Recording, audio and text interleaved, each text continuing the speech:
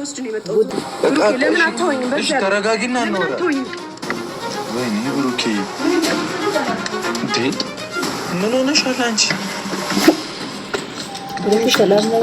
ሰላም ነው። ተረጋጊሽ ከሱ ጋር ታከለልሻል። ታዩጂ ምን ሆናለች እቺ ልጅ?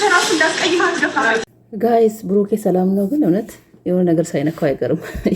የጤና ችግር ነገር ሳይነካው አይቀርም።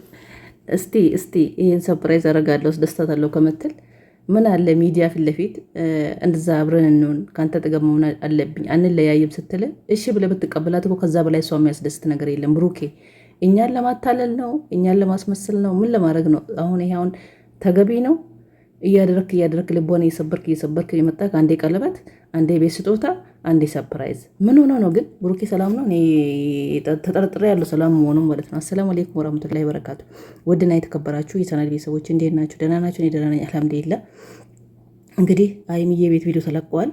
እንግዲህ ትላንትና በዛ መልኩ ልቧን አንገቷን አስደፍቶ በዛ መልኩ ልቧን ሲሰብር የነበረው ያኔ መሰለ ቃል እየተወራወረ አንቀጥልም እያለ የነበረው ቃይን ወስጄ መሄድ አለብኝ እያለ የነበረው ደግሞ ቀድሟት እንግዲህ አዲስ አበባ ሄዶ ቤቱን አሳምሮ ሁሉንም ነገር ቀድሟት ቁጭ ብሎ ጠብቋታል። እንግዲህ ሰርፕራይዝ አድርጎ እነዚህ ልጆች እኮ አይለያዩም። ብሩኬና ሀይሚ መቼም አይለያዩም። ግን ለሴት ልጅ ክብር የሚባል ነገር መጀመሪያ ቀድሞ ሳያገባት መማር አለበት። ብሩኬ ገናት ብዙ ትምህርት ይቀረዋል። እውነት ትምህርት ይጎለዋል፣ ምክር ይጎለዋል ማለት ነው።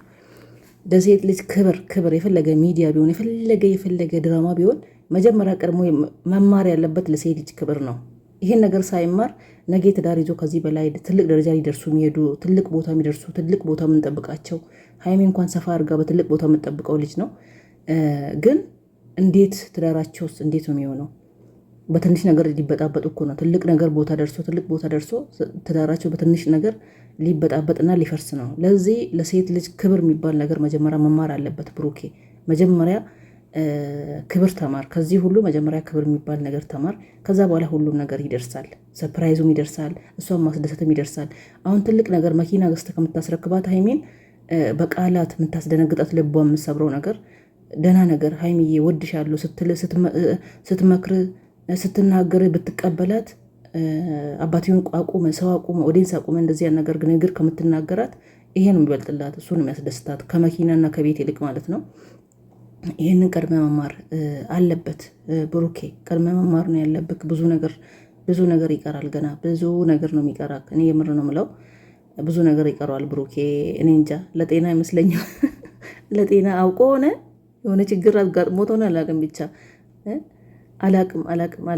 ሀይሚዬ እንግዲህ አልቀበልም ብላለች። አልቀበልም ብላ ልብሴን ሻንጣዬን ወስጄ ካልሄድኩ ብላ ዱላ እንትኑን ከፍታ ዱላ ባልኩኝ ኮሜዲ ነው እንደሚባለው ኢትዮጵያ የልብስ ማስቀመጫ እሱን ከፍታ ልብሷን እቃዋን ይዛለች።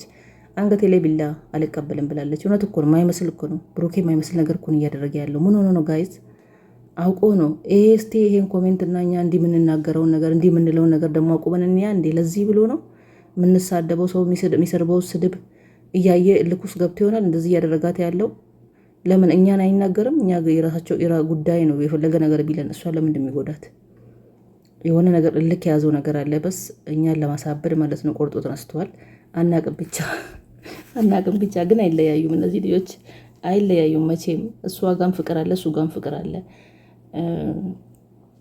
የሆነ የመደማመጥ ነገር የመናናቅ ነገር ችግር አለባቸው። ዋናው ደግሞ ትዳር ነገ ትዳር ይዞ ራሱ ቤት የሚቆመው መደማመጥና መከባበር ሲኖር ነው። ይሄ ካሌለ ጥቅም የለውም። ትዳርም ትዳር አይሆንም፣ ቤትም ቤት አይሆንም። ነገ ተጋብቶ ልጅ በመውለድ አለ፣ ትልቅ ቦታ ሰፋ አድርጎ ትዳር መዝለቅ አለ። ይሄ ካሌለ ጥቅም የለውም። ለዚህ መቅደም ያለበት ይሄ ነበር እና ብሩኬ መጀመሪያ ሰርፕራይዝ ነገር ሳታዘጋጅ ክብር መስጠት ልመድ። እሷ ያለችውም ነገር መቀበል ልመድ። መጀመሪያ ይሄን መማር አለብክ።